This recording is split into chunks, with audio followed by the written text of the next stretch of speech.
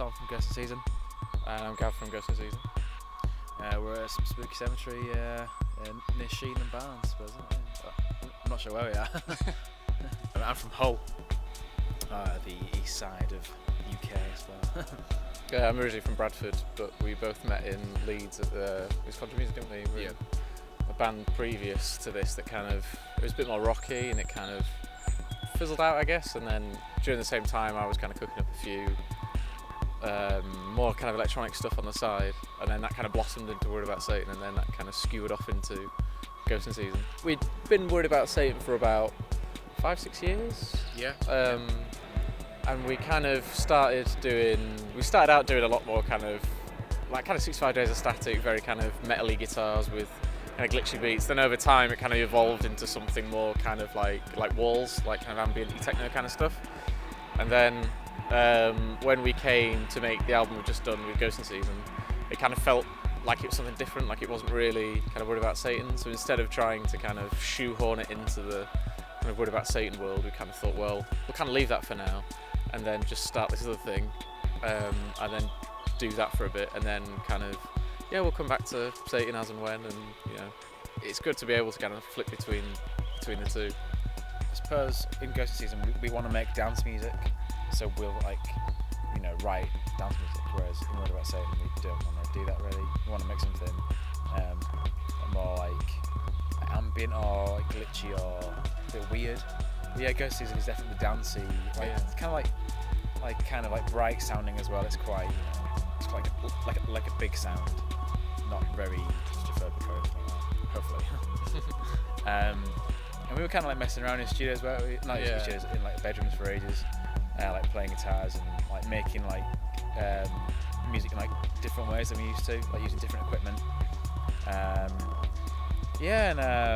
We kind of like changed houses as well, and that kind of like made like a big difference, because then all your equipment is packed away and then it's built up again and your environment's changed.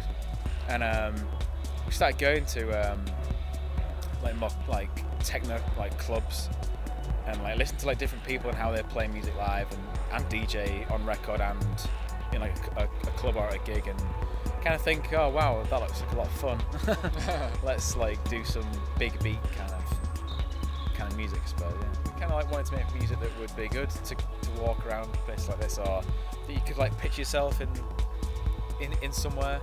It's kind of like, it's got like a big cinematic edge to it, or it's got like big imagery of things like this. I mean, it's not like dark and evil, but it's pretty quite spooky. It's very spooky, but also quite serene in a really weird way. Like, it's really quiet and withdrawn, and like not very busy, which I guess isn't like a lot of our albums, because it does sound very big and like pretty crazy in parts. But like, I think there is a definite kind of atmosphere to places like this. We wanted to like put energy like an intense like punk band or like a metal band would, because when you see like electronica bands, and if they have like a laptop, the guy's like kind of frozen behind the laptop, but we don't want to do that. We want to kind of bring guitars in, or we have drums, we'll have like vocals, keys, both the keys and guitar at the same time, and just anything and everything really. We kind of have like a live set that's it's quite dancey. It's definitely like a kind of like dance floor oriented set, I suppose. I think there's also a lot to be said for at least trying to kind of make it more energetic and like put stuff in there that